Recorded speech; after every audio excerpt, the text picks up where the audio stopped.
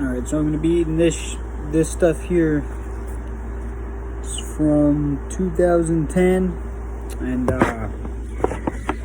I really don't suggest anyone tries this at home. But I am definitely kind of a strange creature here. So let's get it. Frank hot pepper candy for 2010.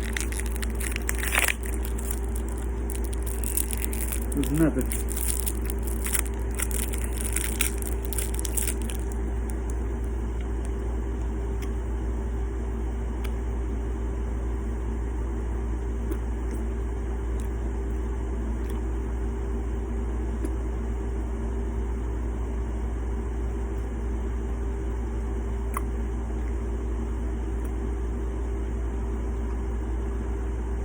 Getting spicy now.